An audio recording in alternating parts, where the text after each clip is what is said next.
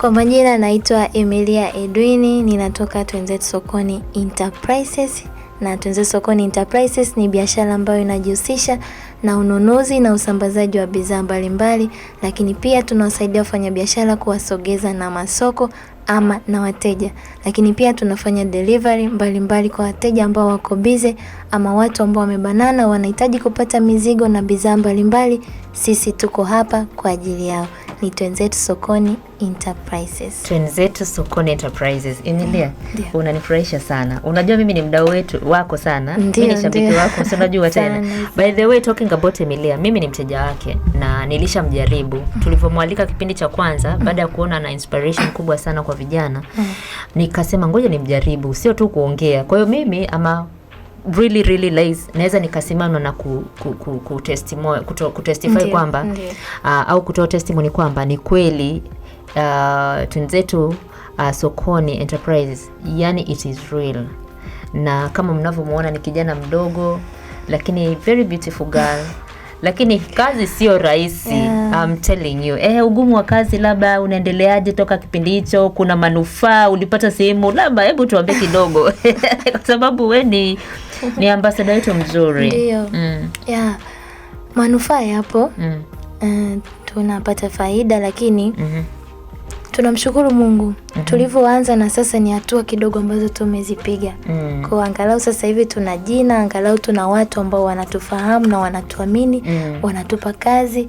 Lakini pia angalau sasa hivi tuna order zile ambazo tunaweza tusipate kwa watu, lakini kuna ile sehemu ambapo siku fulani tunapeleka bidhaa fulani sehemu fulani. Kwa angalau sasa hivi kuna watu wanatuamini, wanatupa kazi. Kwa hiyo inalipa Inalipa. Unaweza kumhamasisha kijana wenzako, yani anayetaka kufanya. Hakika. Ni kitu kinawezekana. Inawezekana sana tu, ni namna ambavyo unajiweka na unajiandaa vipi kwenye cycle hii ya biashara. Changamoto kidogo labda unayokutana moja tu? Changamoto ni nyingi, lakini moja kubwa ni upatikanaji ama ni usafirishaji wa bidhaa.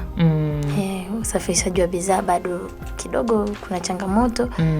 Sasa kwenye usafiri. Bado tuna changamoto hiyo ya usafiri. Ili kumwaishia mteja apate bidhaa yake kwa haraka. Hivyo. Basi lakini kuna suluhu. Of course tunasema popote penye changamoto ndio kama tunakuwa charged, tunakuwa more innovative. Mimi na so happy kukuona leo kwenye Boresha Radio tena. Na tunafurahi sana kwamba tumekuona unaendelea, tumekuwa mdau wako mkubwa, lakini pia kupata ushuhuda kwamba unaendelea vizuri ni faraja kwetu. So leo hatutaongea sana kuhusu Twenzetu Sokoni. Lakini tutakupa fursa ya kutoa tena namba mwishoni. Sasa kuna hii mada ambayo nilikuwa najaribu kuitafakari. Unajua vijana mara nyingi kuna phase ambayo vijana wanapitia kutoka kwenye kutegemea wazazi na ile transition sasa ya kuacha kutegemea wazazi na kuanza kujitegemea. Ndio. Sasa topic yetu tunasema kwamba topic ambayo tutakuwa tunazungumza ni kwa habari ya vijana wanapoacha kuomba fedha na kujitegemea. Safari halisi yenyewe ikoje? How easy is that? Labda wewe kwa kutupa kama maybe example, kwa mfano wewe ilikuwaje? Of course kuacha kuwa tegemezi. Kwanza kuikubali ile hali kwamba leo nakubali sina kitu na siwezi kumwomba baba mama ama siwezi kumwomba rafiki yangu yote. Ni hali ngumu sana. Kwa sababu kuna ile hali, kuna watu ambao tumejijengea mazoea ama mazingira ya kupewa ama kupata kitu. Popote pale unapohitaji unapewa. Hasa inapokuja ile ghafla kwamba nataka niache hii hali, nitafute ile 5,000 ambayo nilikuwa naiomba kila siku, niipate mimi kama mimi. Ni hali ngumu sana. Lakini inawezekana pale ambapo unapokuwa umefanya maamuzi sahihi. Nataka sasa ile 5,000 nisiombe kwa baba, niitafute mimi mwenyewe, niimiliki mimi mwenyewe, niipate. Ni maamuzi magumu, lakini yanawezekana sana kwa kijana yoyote yule. Inawezekana sana. Wewe safari yako ilikuwaje? Lini ulianza kumtegemea mama au bado unamtegemea? Kwa kiasi chake bado namtegemea kwa sababu mimi ni binti of course. Hujatoka nyumbani. Bado sijatoka nyumbani pia, lakini si sana namtegemea vile. Kuna baadhi ya vitu ninavifanya mimi mwenyewe na baadhi pia tunasaidiana na mama. Kwa ilikuwa ngumu kwa sababu nilikuwa ninataka niache na sikuwa na kitu kile naenda kufanya nini na nitaanza vipi hapa. Kwa ilikuwa ni ngumu, lakini nilivyosema ninajiamini. Nilicho nacho hichi naenda kuanza nacho, na nami nikitaniletea hiyo 5,000 ambayo nilikuwa namuomba mama, nitaongeza. Mimi napata 5,000, mama akipata 5,000 zinakuwa 10,000. Kwa hiyo nitaenda kuitafuta hiyo 5,000 na hichi nilicho nacho.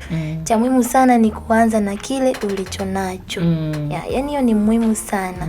Vijana wengi wana simu, wana nguvu, na uzuri wa kijana tunakuwa tuna afya. Akili zetu zinaweza kuchanganua vitu. Tunajua kipi kizuri, kipi kibaya.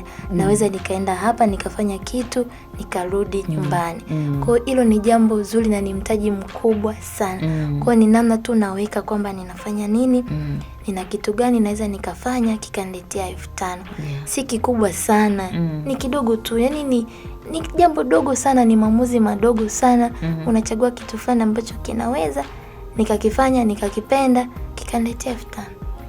Mimi nafurahi the way unaongea na confidence. Nadhani process yako haikuwa rahisi. Labda wewe kwa mtazamo wako, unajua hapa tunaongelea kwenye life experience. Ndiyo. Na tunakutumia wewe kama chambo tuseme. Ndiyo. Kama experience kwa sababu ni kijana na uko kwenye hiyo hatua ambayo una transit sasa kabisa kutoka kwa wazazi, unataka fully kujitegemea. Labda kwa kifupi tu uelezee labda kumtia kijana ambaye labda hajui afanyeje.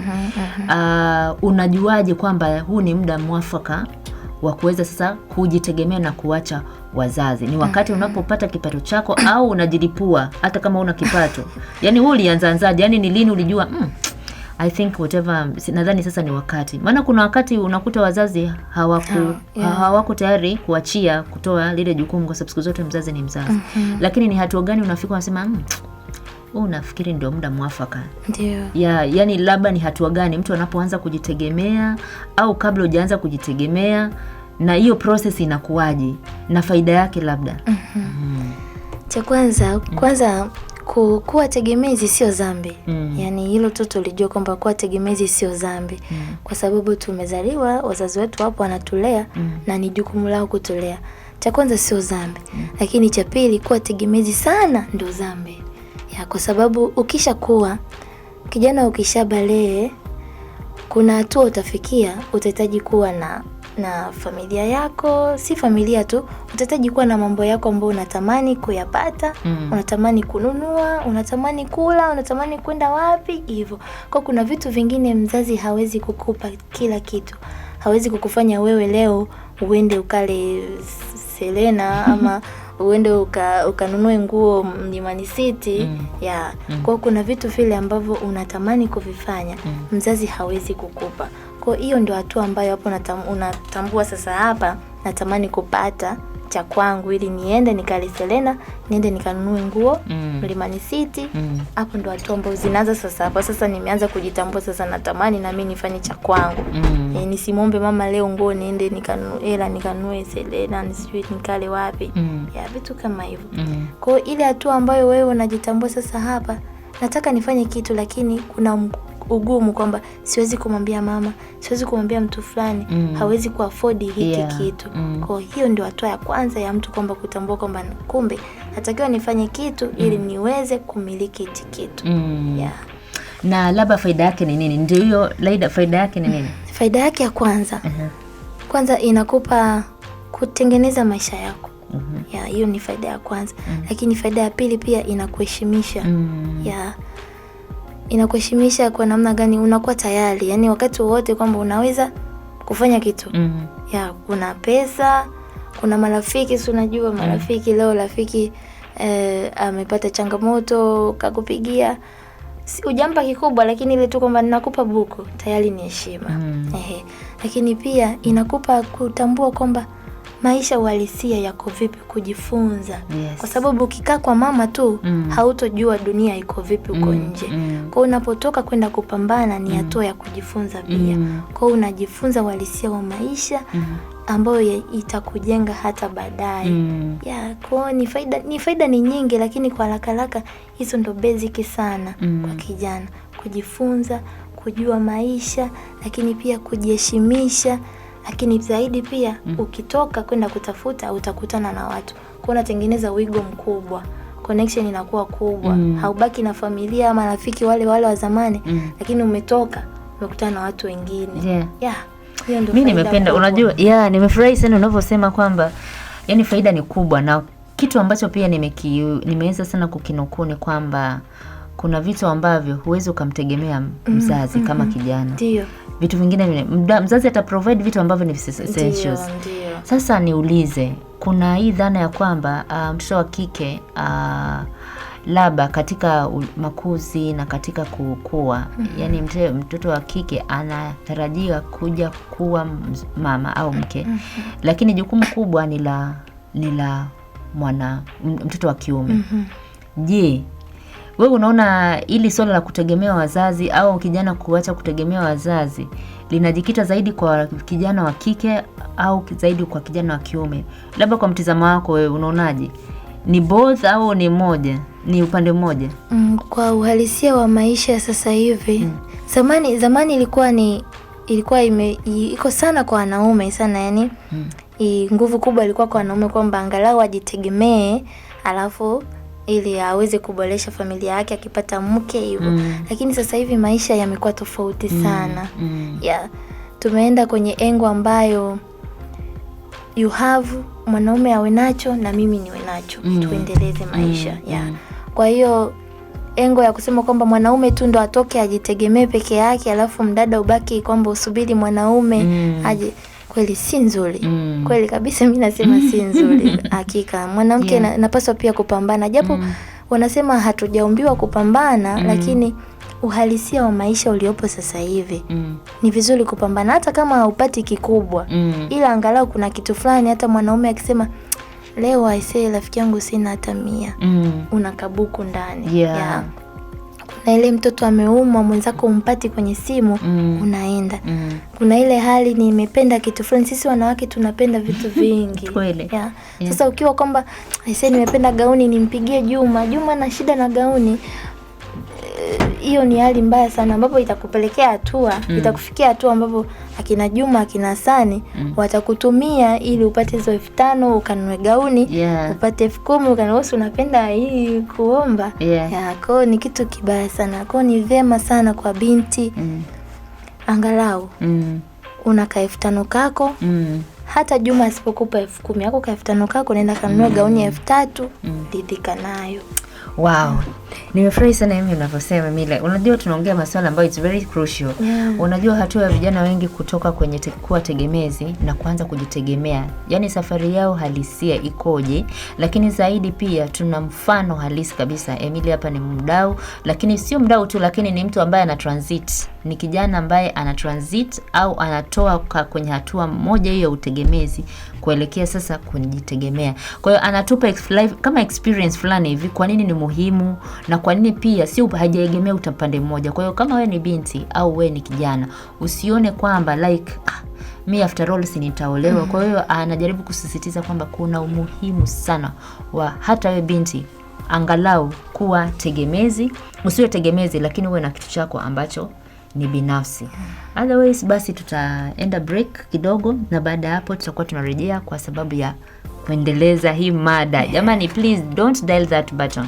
Tunaomba uweze kutufuatilia kwenye page zetu za Boresha Radio Live, lakini pia unaweza ukatupigia simu zetu za mkononi kama una swali au jibu au pendekezo 0621 600 700. Basi we'll be right back.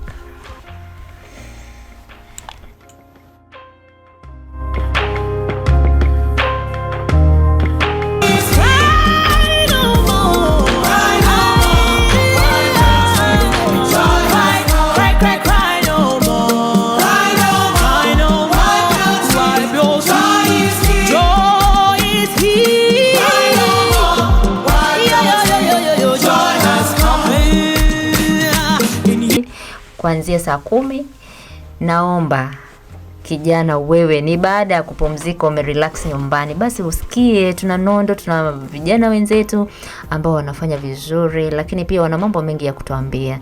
Basi bila kusahau kwamba unatusikiliza moja kwa moja kutoka Boresha Live, na usiache kutufuatilia kwenye page zetu zote za mitandao @Boresha Radio, lakini vile vile usiache pia kutufuatilia kwenye kipindi chetu kwenye social page yetu ya Instagram Kijana Smart Show. Sasa tunarudi kwenye mada yetu tena. Tunasema hatua ya vijana wanapoacha kutegemea wazazi au na kuanza kujitegemea wenyewe, safari yao ikoje? Lakini tuna mdau wetu ambaye ni mgeni wetu na anaitwa Emilia. Emilia ametoka kwenye, naomba ujitambulishe jamani, jinadi. Okay, Emilia ametoka Twende Zetu Sokoni Enterprises. Twende Zetu Sokoni Enterprises tupo kwa ajili yako mteja wetu. Unahitaji bidhaa, unahitaji chochote kile sokoni, haujui soko la vitu vya jumla, lakini unahitaji kupata vitu vya jumla, kwa Twende Zetu Sokoni Enterprises tuko hapa kukurahisishia kupata mahitaji yako. Sisi pia tutakusaidia wewe mfanyabiashara kukukuzia soko lako, kukutafutia wateja, lakini kukuongezea wigo wa soko lako. Lakini sisi pia tutafanya delivery za bidhaa mbalimbali na mizigo yote kwa wale wateja ambao mizigo imefika, wamebanana, wanashindwa kwenda kupokea. Sisi tuko hapa, tutapokea na tutakuletea nyumbani. Ama huko nyumbani unahitaji kuenda Moshi, umebanana, tutakuja kuchukua, tutaenda kusafirisha mpaka Moshi salama kabisa. Sisi. Kumbe umeshaanza kwenda kwa international. Mimi kwa sijui mpaka mikoani mnafanya. But one thing that is really inspiring ni kwamba nikikutizama ni kijana ambaye unaendelea kujitafuta. Na ninaamini umeshajipata. Ni kitu ambacho kina inspire sana, na I'm so proud of you guys. Napenda sana kuona vijana wanapoanza hatua na ile transition ya process by process na kutokata tamaa. Mimi mwenyewe nimeshaona kazi zako. Unajua sometimes ni huwa nawaza unafanyaje, lakini na kusifu na nitaendelea kukupongeza. Keep doing whatever you're doing. Sababu I believe hard work pays. Wanasema hard work pays. Sasa turudi kwenye mada yetu. Hebu tupe scenario moja ambayo labda ni changamoto kubwa sana unapoanza sasa kujitegemea, safari halisi ya kijana. Kwa sababu kweli wewe kidogo partially sasa hivi unategemea wazazi, lakini hebu tupe uhalisia, ni changamoto zipi ambazo vijana wanapitia hasa kwenye hii safari ya kuacha sasa kutegemea wazazi, lazima waanze kujitegemea. Kwa of course vijana hawezi wakategemea wazazi siku zote. Na tumeshaona faida, na tumeshaona umuhimu, lakini tumeshaona pia ni wakati gani, na kwamba sio swala ambalo tu ni la kijana wa kike wa kiume, lakini ni wa kike, kwa sababu kuna umuhimu kijana wa kike anapokuwa na kipato na wa kiume, hata wanapokuja kukutana ndani ya nyumba wanaweza wakafanya nini, wakapeana taf, wakasaidiana. Hebu niambie, labda kwenye hatua yako ya kuanza sasa kuacha kutegemea wazazi, ni changamoto gani ambayo unaikumbuka? Changamoto ya kwanza nahisi ni kwa wote tu. Ni ile kutambua kwamba nafanya nini, naenda kufanya nini. Hiyo ni jambo la kwanza sana, huwa linasumbua. Unaweza kawa nina simu, nina uwezo wa kuweka bando, ninaweza kumove nikaenda mahali, sasa na move naenda kufanya nini? Je, simu yangu naitumia kufanya nini? Sawa, nataka nijitegemee, najitegemea kwa namna ipi? Hiyo 1000 2000 naipata vipi? Hilo ndo wazo la kwanza. Kwa sababu asilimia kubwa wa vijana wengi tuna ile kwamba nataka nianze sasa biashara, lakini sitaki kukaa sana kwenye biashara inivute sana, tunapenda matokeo ya haraka na makubwa. Kwa hiyo tunapenda kuchagua vikubwa. Tunataka tuanze na vikubwa ili tupate vikubwa. Lakini pasipo kujua hata hicho kidogo, ukifanya maamuzi tu na hicho kidogo. Yes, una simu, una uwezekano wa kupata hata 50,000. Kuna biashara za 50,000. Usisubiri kutafuta biashara za 100,000, za 150,000, 500,000. Zitachelewesha. Na mwisho siku utajikuta unaingia kwenye shida. Unakosa vyote na wakati uko na uwezo kuanza na hata 50,000. Kwa tengeneza mazingira kwanza, ukubali kwamba nina asilimia ndogo, lakini hii asilimia naiweza kuitumia ikaletea asilimia kubwa. Kwa cha kwanza ni kukubali hali tulizonazo, kulizika, lakini pia kuamini kwenye hicho ulichonacho, tuamini. Kwa changamoto sana kubwa huwa ni kujua kwamba naenda kufanya nini. Hiyo ndio changamoto kubwa. Yeah. Kwa hiyo unaenda kufanya nini? Kwamba labda sasa kwa sababu nilikuwa nategemea sina zile stress za kwamba nitakula nini sasa, lakini nikitoka kutegemea kujianza kujitegemea nafanya nini? Hebu tuambie ulifanya nini mpaka ukaja kufikiria huko. Yaani labda ongea na kijana kweli, changamoto ni kweli, lakini sasa wewe hebu tuambie wewe kwa uzoefu wako au kwa jinsi uliweza kutransit ulifanya nini? Of course mimi kwanza nilianza au nini kilikupa, sorry nimekumradi nimekatisha. Yaani kwamba nini kilikutia nguvu? Yaani hiyo confusion like what do I start, nianze wapi? Yeah. Of course cha kwanza kilicho nisema nifanye nianze nini, nifanyeje? Cha kwanza nilianza kutumia ujuzi wangu. Of course nilitoka shule kutokana na mazingira ya shule, changamoto za nyumbani. Afu hicho ndo waga kinatufanya sasa sisi uanze kukua. Ukishapata changamoto tu sasa hapa ndo akili inaanza kuchangamka. Kwa mimi nilipopata changamoto za shule, kukosa ada, nikapostpone, yani sikuwa na mwelekeo. Sasa nikasema hapa naanza vipi? Mama hapo na yeye alikuwa ndo yuko kwenye situation mbaya sana. Nikasema hapa nikijichanganya nitakosa kila kitu. Kwa hiyo nikapostpone shule, nilipopostpone sikuwa na mwelekeo. Ila nilikuwa na ujuzi tu wa kunyoa. Kwa hiyo nikasema sasa mimi naenda kutafuta saluni, wanikubali, wanikatai. Mimi naenda. Kwa hiyo nikaanza kutafuta saluni ili nipate kutumia ujuzi wangu wa kunyoa. Nipate 200 nilishe familia, nijikimu na mimi. Kwa hiyo Mungu mwema, kuna saluni nikapata, wakaniamini japokuwa mimi ni wa kike. Nikaanza kunyoa watu. Wow, that's nice. Kwa hiyo nilivyoanza kunyoa, tumesema tutazungumza kuhusu hiyo vya hiyo. Yeah. Kwa hiyo nilivyoanza kunyoa mazingira ya pale, wakati ule nilikuwa na uwezo wa access bando. Kwa nilikuwa napata bando za bure tu zinaingia. Kwa nikawa nikirudi jioni nasema sasa hizi bando nazitumia kufanya nini? Maki na peruzi tu Insta, naingia TikTok, lakini nikasema hawa watu wa TikTok wanafanya vitu, kwa na mimi naweza maybe nikatumia hii bando yangu. Sasa nikasijui naitumia kufanya nini.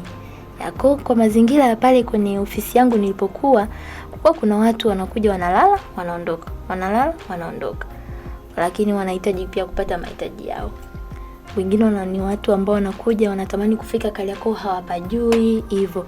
Kwa mimi wakati mwingine nikipata fursa, kwa kuna watu wananiambia bana mimi nahitaji kitu fulani, kwa sababu pale vinyozo kwa wingi. Kwa unakuta wengine wananyoa, kwa napata nafasi mimi. Kwa hiyo mimi tunahitaji kitu fulani lakini sina muda, unaweza ukanirahisishia. Kwa mimi naweza nikakimbia sokoni nikarudi. Kwa ile nikaitumia kama fursa. Nice. Kwa nikasema maybe bando yangu naweza sasa nikaitumia kwa namna hii. Nikawa maybe na posti, alafu watu wanaona, then unafanyaje, unaniagiza. Pasipo tu kuposti. Hawa watu wakija naonesha bana kuna bidhaa hizi na hizi, si ulikuwa unahitaji? Kwa mimi naweza nikapata. Hivyo. Mwisho siku nikasema hii kinaweza ikawa kitu. Nikatengeneza jina. Hivyo kwa nilianza hivyo. Kwa hiyo kitu ambacho anaweza akasema kwamba naenda kujitegemea, cha kwanza waga ni changamoto. Yaani ukishapigwa na changamoto tu, akili kidogo inaanza kuchangamka. Lakini pia kwa wale ambao hawapigwi na changamoto, kwa sababu sio wengi tunakutana na changamoto. Wewe kijana huko nyumbani una uwezo wa kupata kila kitu, usibweteke. Hivyo vitu kabisa utambue kwamba hivyo vitu ni vya wazazi. Yaani hiyo ni mali ya mzazi. Kwa hiyo tafuta ya kwako ili mtoto wako pia ama watu wako baadaye waje waseme hiki ni kitu cha baba. Kwa hiyo ni hivyo tu. Kuna engo mbili, kuna sisi ambao tunapata changamoto, lakini kuna wale wana uwezo wa kupata vitu. Usibweteke. Kijana mwenzangu, kweli kabisa usibweteke. Kwa wote tukutane huku, tupambane, tupate vya kwetu pia. Nimependa. Na unajua mimi siku zote nasema kijana ni taifa la kesho, lakini kwamba kijana ni nguvu kazi. Yaani ukiwa na nguvu, tumia that nguvu. Kwa sababu kuna kipindi the way unaona akili yako ina charge, inaweza ikaresonate, inaweza ikafanya vitu vingi kwa pamoja. Kuna kipindi ukitizama wazazi wetu unajiuliza kwa sababu kuna kipindi yani mwili unakataa. akili inakataa. Kwa hiyo kama una nguvu, nadhani hata unapopata changamoto tumia fursa ya kuweza kufanya vitu ambavyo vitakusaidia baadaye na uache kuwa tegemezi. Ndiyo. Sasa lingine ambalo nilikuwa natamani nijue, kwenye hii safari ya vijana kuanza kuwa tegemezi, nadhani kuna kama kawimbi fulani hivi, kwa sababu katika ile hali ya kuchanganyikiwa kuna wengi pia wanaweza wakafanya maamuzi sio sahihi. Nilikuwa natamani labda kwa mtazamo wako, yawezekana kwamba labda hujaface lakini umeshasikia. Je, ni kweli kwamba vijana wanapoacha kutegemea wazazi kunakuwa kama na mtego na wengi wanakuwa wanapotea? Unaweza labda ukadhibitisha hilo na wewe ushaisikia? Ndio, na ni sahihi. Mtazamo wako ukoje? Ni sahihi kabisa. Yaani ni sahihi kwa sababu ile engo ya kujitegemea ina wimbi kubwa sana. Unatoka kujitegemea, kuna ile unaenda kudakwa na watu. Kwa sababu sisi unatoka lazima utegemee watu ili wakupush.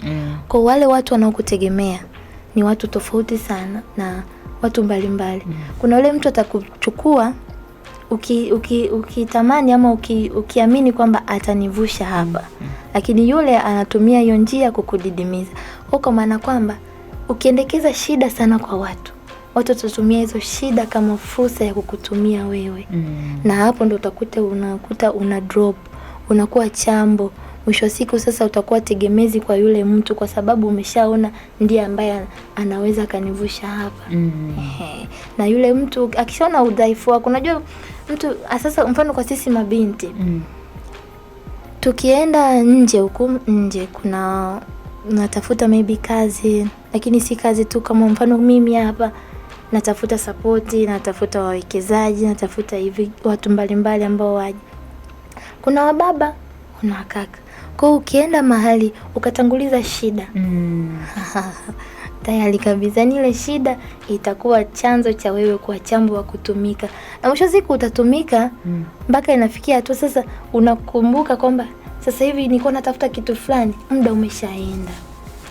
Kwa hiyo ni kweli kabisa, wapo mabinti ama vijana ambao wanaingia kwenye hatua ya kujitegemea, lakini wanadakwa na watu ambao wanawatumia. Alikuwa kweli ana mawazo, ana njia za kwamba nataka niende nikapambane, lakini watu waliompokea sio sahihi. Kwa hiyo jambo la kwanza unapotoka kujitegemea, cha muhimu sana tumkumbuke Mungu kwanza.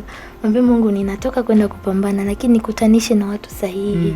Yaani Mungu akikuacha hapo, yaani hapo tu, yaani hapo ni pabaya sana, kwa sababu duniani hapa tunategemeana. Kwa mtu wa kwanza atakaye kudaka mtu mbaya, ameharibu future yako kabisa. Kwa sababu akija akakudisappoint yule, ulitoka na nguvu ya kwenda kupambana, yule aliyekudaka amekuja na nguvu ya kukudidimiza. Mpaka ukakumbuke kwamba nilikuwa na mpango wa kupambana, tayari umeshapitia vitu vingi sana, umeshachelewa. Kwa hiyo yani ni kumwomba Mungu kwamba natoka naenda kupambana, Mungu nielekeze watu sahihi. Kwa ukikutana na watu sahihi na imani kabisa, mambo yanakuwa sahihi. Lakini ukikutana na marafiki na ndugu na wale kukusupport sio sahihi, ni mbaya sana. Na hapo naweza nikaongezea kwamba vijana, jamani, ni vizuri tunamuomba Mungu kama Emilia alivyosema, kwa sababu ni kweli vijana wengi tunaona wanaribikiwa wanapoanza kujitegemea. Na tunaona sababu kubwa ni kwa sababu labda Emilia anavyosema, unapoenda kutanguliza shida, kuna mtu mwingine pale anakusubiri wewe ili atumie hiyo shida kama fursa ya kukufikia, lakini sio lengo la kukusaidia. Lakini pia nafikiri, je, kwa habari ya marafiki unaweza ukawasaidia vipi? Yaani kuna marafiki pia hawatumii fursa kwa sababu ya changamoto, lakini kuna marafiki tu ndio wanachangia pia hilo. Ile unasemaje? Ndio, ni sahihi kabisa. Pia kuna marafiki tunapotoka, ndio maana tunaambiwa sana unapoenda kujijenga, jitahidi sana kuwa na marafiki, lakini sio wale marafiki exposure, yani kwamba leo tunaenda wapi hivyo. Kuwa na marafiki, naamini kuna watu wazuri, kuna marafiki wazuri wapo. Kwa hiyo tafuta. Na jambo la kwanza, kujitambua ni kitu kizuri sana. Ukishajitambua, naamini kabisa utatambua kwamba mtu huyu ni sahihi na huyu mtu si sahihi. Kwa hiyo ni jambo tu la kujitambua tu. Mungu akupe uwezo wa kujitambua. Ukishajitambua utajua kwamba bana huyu rafiki ananifaa na huyu anifai. Na ukiona akufai si mbaya kuachana naye kwa sababu hakutengenezei kesho yako. Kesho yako ni wewe unaitengeneza. Kwa hiyo umeona mtu ambaye anakupeleka njia mbaya, ni vizuri kuachana naye, sio dhambi. Sio dhambi kabisa. Wow. So, I say, na hii topic mbona naona kama ni fupi, lakini mimi kitu ambacho ninachojifunza ni kwamba safari ya vijana kuvuka kwenye tegemezi, kutoka kwenye tegemezi na kujitegemea wenyewe ni safari ambayo ni very complex. Ndiyo. Kwa sababu unakuta vijana wengi wanakuwa wapo njia panda, wengine wanakuwa na ile shock challenge pia, lakini pia na ile sintofahamu kama ulivyosema kwamba hawajui ufanye nini. Yani labda wengi wao wanakuwa labda hawana miongozo mizuri. Napo labda narusha jiwe kwa wazazi. Nafikiri wazazi tuna jukumu la kuweza kuwasaidia vijana wetu kwamba tunapofanya transition, labda tunaandaa vipi vijana wetu kuhakikisha wanapoacha kuwa tegemezi na kuanza kujitegemea. Labda sisi kama wazazi tunakuwa tumeandaa vizuri, tumeandaa vipi. Na very soon nafikiri ni topic ambayo tutakuwa tunaiongelea zaidi. Tutatamani kuwa na mzazi ambaye vipi amemsaidia kijana ambaye labda alikuwa na transit from one area to the other. Mimi nafikiri kuna umuhimu wa wazazi kuweza pia kuwasaidia vijana wetu, kwa sababu ninavyokusikia hapa mimi ninavyosema ni kwamba sio rahisi. Kwanza ni rahisi? Sio rahisi. Yani sio rahisi kama hauna nguvu na moyo na Mungu. Sio rahisi. Sio rahisi. Sio rahisi kabisa. Yani ndio kama vile unavyosema, mbona vijana wengi wapo hivi? Ndio hiyo. Yani kama hauna Mungu, hauna nguvu, haujiamini, sio rahisi. Sio rahisi. Basi mimi nafikiri ni swala la kulizungumza kwa kipana, lakini mimi nimefurahi sana ulivyosema kwamba kwa kweli wazazi tuna jukumu la kufanya. Ndiyo. Lakini sio wazazi, ni walezi wote, taasisi zote ambazo ni husika, lakini pia taasisi za kielimu, taasisi za kidini. Nafikiri tuna jukumu la kuweza kuwalea na kuwaongoza na kuwasaidia wanapoanza safari vijana. Ikiwezekana tutakuwa na curriculum ya kuweza kuwasaidia. I believe they're there, lakini naamini ni topic ambao ni kubwa na ni pana, inatakiwa kwa habari ya vijana. Labda una neno la mwisho kabla tujahitimisha. Yani wewe unahamasisha vipi kijana wa leo ambaye labda yuko kwenye njia pana, nitoke hapa kwa mzazi, nitoke hapa kwa mtu ambaye ananisaidia, niende nijitegemee. Wewe unamwambiaje? Labda you're just punching nani. Kwa kijana ambaye bado una doubt, tulia. Yani nakupa ushauri kwanza, tulia kwanza. Tulia kabisa. Jiangalie, jitafakari vizuri, then muda utafika, toka. Lakini kwa yule ambaye unaona inawezekana, do it, fanya, usisubiri kesho. Lakini kwa yule ambao una doubt, tulia kwanza. Kabisa tulia, cool your momentum, and everything. Tulia kwanza, tengeneza vizuri, then utatoka tu, jitegemee. Lakini kwa wale ambao tayari, sisi ambao tumekulia maisha ambayo wazazi wetu sio vizuri sana, kama una nguvu njoo tupambane. Inawezekana. Usikae tu unasubiri. Usisikitike, usinungunike kila siku nalalamika, sipati, sitaki hichi. Wow. Jamani, Emilia umesema vizuri na mimi sitaongezea, lakini of course anasema tulia kabisa. Kama wewe bado una doubt so unaambia consciousness ya kule ndani inakuambia ukweli. Yani kama you feel like you're not ready, just don't go.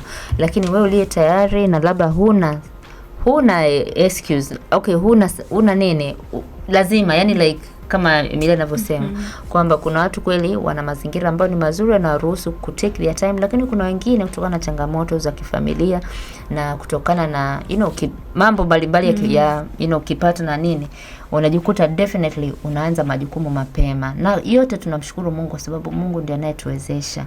Kwa hiyo wewe kijana unayetutizama leo kupitia Boresha Radio na hata kupitia kwenye online platforms zetu zote, tunasema wewe ni kijana smart na inawezekana. Na leo tulikuwa tunazungumza kwa habari ya kijana anapovuka hatua ya kutoka kwenye kuwa tegemezi kuelekea kujitegemea. Safari halisi ikoje? Like how is it? Is it easy?